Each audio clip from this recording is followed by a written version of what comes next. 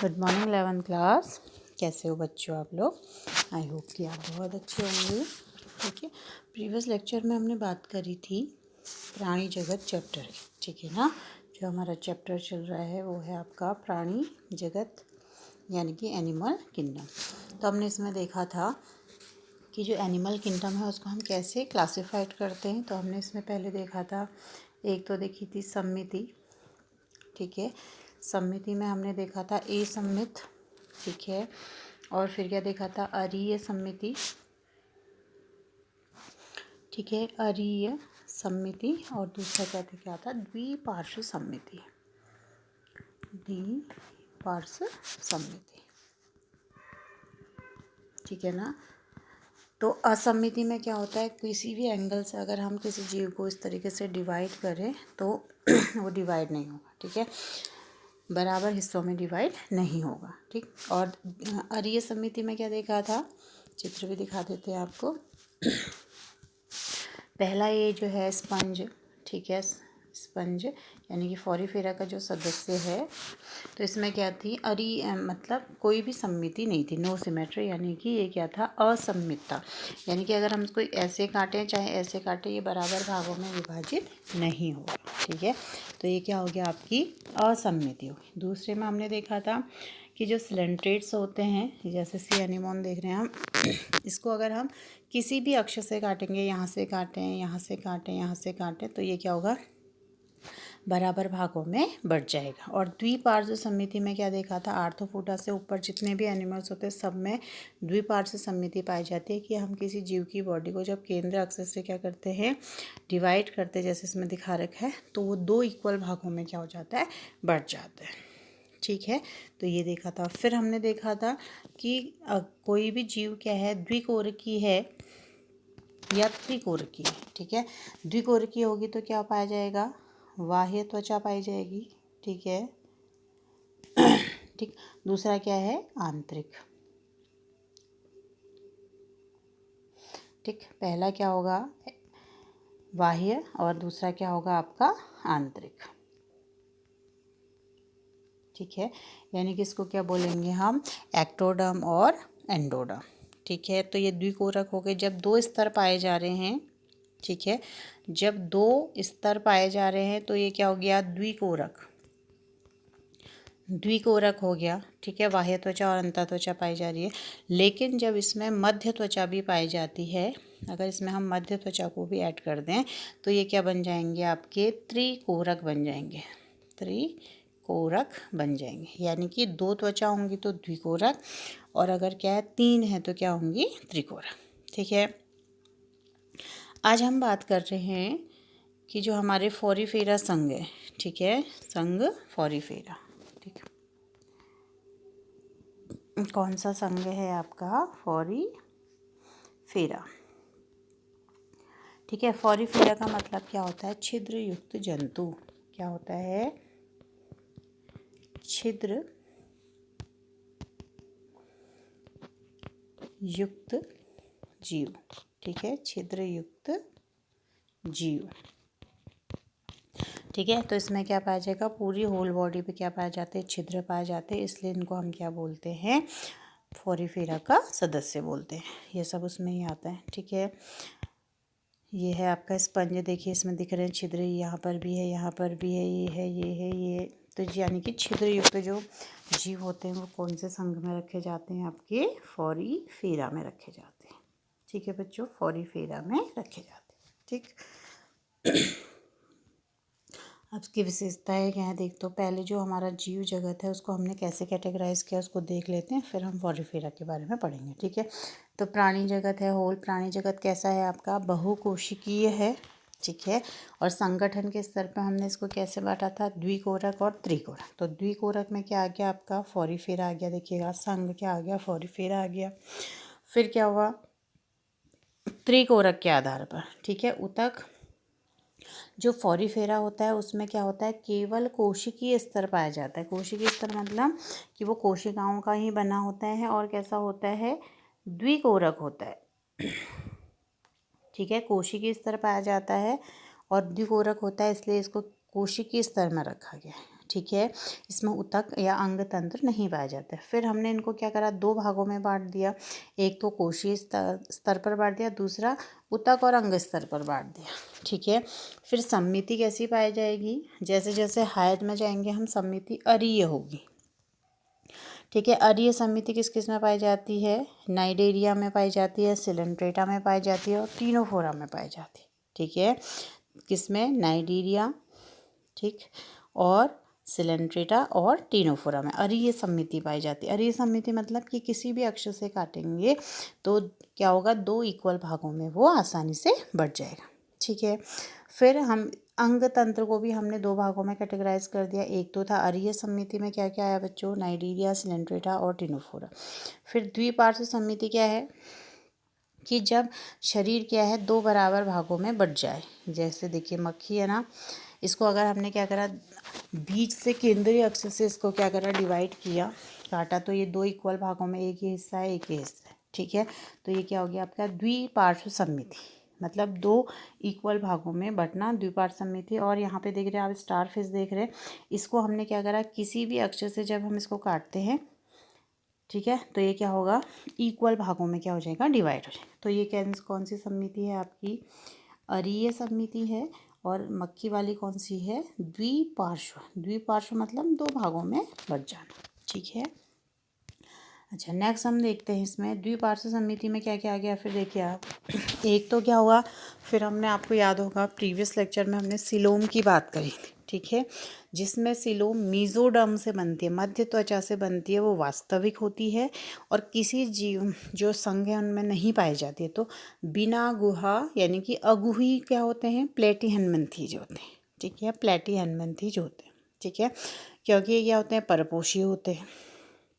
ठीक, फिर क्या हो रहा है, द्विपार्श्व सममिति में एक तो आपके आगे पहला क्या आ गया, बिना गुहा के, दूसरा क्या है, कूट गुहा। अब देखिए एक में तो है ही नहीं और दूसरी में क्या है, कूट गुहा है।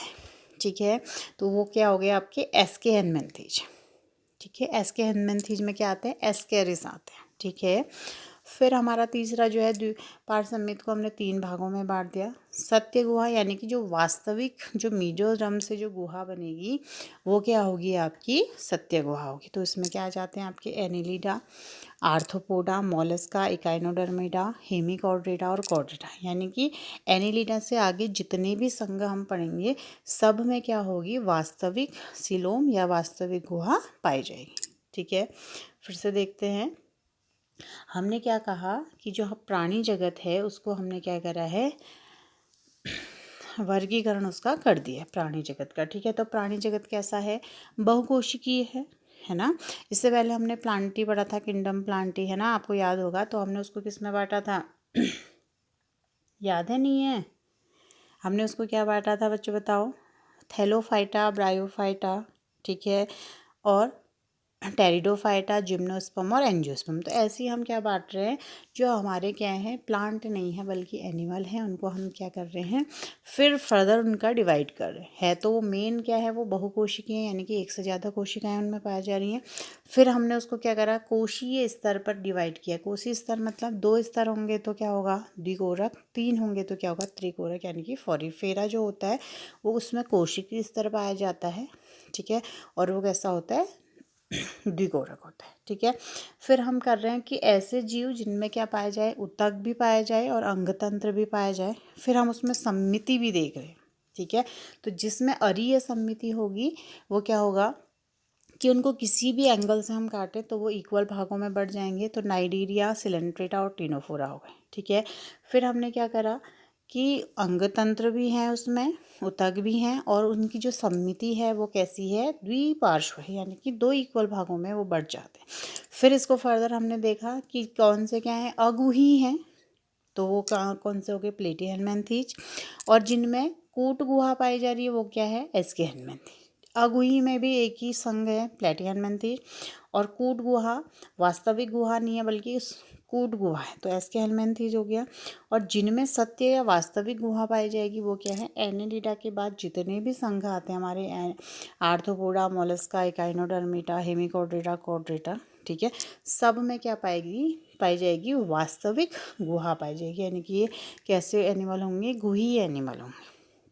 ठीक है, यानी कि इनका जो क्या है, मुंह से शुरू होगी गुहा और पीछे एनस पर ख़त्म होगी, गुदाद्वार पर ख़त्म होगी, तो ऐसे क्या कहलाएंगे, गुही प्राणी कहलाएंगे। और गुहा किससे बनती है, मीजोडर्म से बनती है। ठीक है, समझ गए इतना। अब हम बात करते हैं आपके फॉरीफेरा की। ठीक है, जो उसकी हम शुरू में बात कर रहे थे। तो प्राणियों का जो वर्गीकरण है, देखिए उसको क्या मानते हैं, मौलिक लक्षणों के आधार पर उसका क्या करा जाता है, वर्गीकरण किया जाता है। तो सबसे पहले क्या है, हमारा फॉरीफेरा है। ठीक है, तो इस संघ के जो प्राणी होते हैं सामान्यतः उनको क्या कहते हैं, स्पंज कहते हैं। और ये कैसे होते हैं, छिद्र युक्त होते हैं। अभी दिखाया था ना मैंने आपको, छिद्र युक्त होते हैं। और ये कहाँ पाए जाएंगे, देखिए लवणीय जल में। लवणीय जल मतलब समुद्री जल जिसमें नमक हो। ठीक है, और इनकी जो सम्मिति होती है वो कैसी होती है, असम्मित होती है, यानी कि इनमें सिमेट्री पाई ही नहीं जाती है। ये सबसे आद्य बहुकोशिकीय प्राणी है। आद्य का मतलब सबसे पुराने, पहले बने बहुकोशिकीय। ठीक है, सबसे पहले बने बहुकोशीय प्राणी। जैसे हमने प्लांट किंगडम में थैलोफाइटा के लिए बोला था कि ये आद्य क्या है, प्लांट है, तो ऐसी फॉरीफेरा क्या है, सबसे आद्य बहुकोशिकीय जीव है, जिनका शरीर संगठन कोशीय स्तर का है। देखिए ऊतक स्तर का नहीं है, बल्कि कैसा है, कोशिकीय स्तर का है। और कैसा है, द्विकोरक है। फिर देखिएगा, स्पंज में जल परिवहन तथा नाल तंत्र पाया जाता है। ये क्या है, इसका मेन करेक्टर है कि इसमें क्या पाया जाता है, जल परिवहन के लिए क्या पाया जा रहा है, नाल तंत्र। जल परिवहन तथा नाल तंत्र पाया जाता है। ठीक है, और जो इसमें सूक्ष्म छिद्र होते हैं उनको क्या बोलते हैं, ऑस्ट्रिया बोलते हैं। क्या बोलते हैं, ऑस्ट्रिया बोलते हैं। ठीक है, जो छिद्र होंगे, जैसे ये स्पंज है, इसमें जो छिद्र होंगे, ये इनका नाम क्या हो गया आपका, ऑस्ट्रिया हो गया। ठीक है, तो इनसे क्या होता है कि बाहर जैसे समुद्र में पाए जा रहे तो चारों ओर क्या होगा, पानी होगा इस तरीके से। तो छिद्रों के द्वारा क्या है, पानी अंदर जा रहा है। ठीक है, और इसके मुंह का जो द्वार होता है उसको बोलते हैं ऑस्कुलम। ठीक है, तो इसका एक बड़ा रंध्र होता है ऊपर की ओर जिसको बोलते हैं हम ऑस्कुलम। तो क्या हो रहा है कि पानी में जो भी फूड मटेरियल है, ठीक है, भोजन है और श्वसन के लिए ऑक्सीजन है, तो वो छिद्रों से क्या है, इस तरीके से अंदर जा रहा है। ठीक है, अलग कलर से दिखा देते हैं, ये चला गया। अब क्या हो रहा है कि जो इसने भोजन को अवशोषित किया और जो वेस्ट है और जो रेस्ट पानी है वो ऑस्कुलम से कहाँ जाएगा, बाहर आ जाएगा। जाएगा कहाँ, छिद्रों से इस तरीके से अंदर जाएगा और बाहर कहाँ से आएगा, ऑस्कुलम से आएगा। ठीक है, और जल परिवहन इसमें मेन जो है उसका कार्य क्या है, जो नाल तंत्र प्रणाली पाई जाती है उसका जो काम है वो क्या है, यह जल परिवहन का यह रास्ता भोजन जमा करने के लिए या भोजन के लिए भी क्या है, यही काम आता है। तो हमने क्या कहा कि जो जल में सूक्ष्म रंध्र इसमें पाए जाते हैं उनको ऑस्ट्रिया कहा, और ऊपर की एक बड़ा छिद्र होता है जिसको हमने क्या कहा, ऑस्कुलम। तो ऑस्ट्रिया से तो क्या होगा, पानी अंदर जाएगा और ऑस्कुलम से क्या आएगा, बाहर आएगा।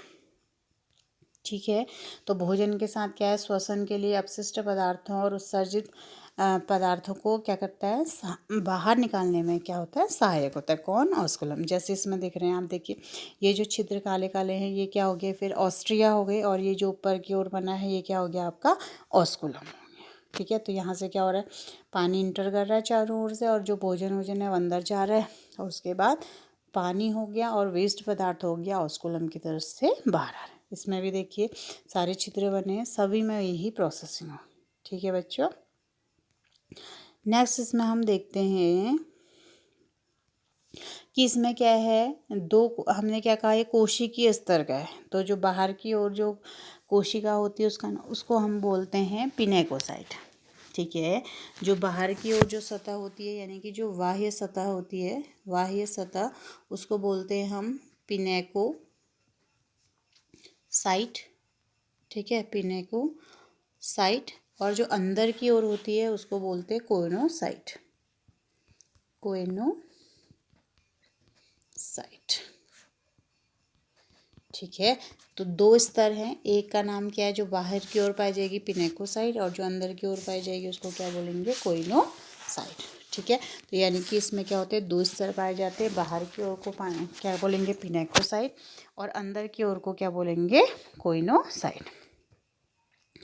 ठीक है, और कोइनोसाइट, और ये क्या करती है, नाल तंत्र को इससे इससे क्या रहता है, स्तरित रहते हैं, यानी कि अंदर की ओर पाए जाते हैं। ठीक, अब जो ये जो इनका जो शरीर है वो कैसा होता है, कंकाल इनको आधार प्रदान करता है, ठीक है।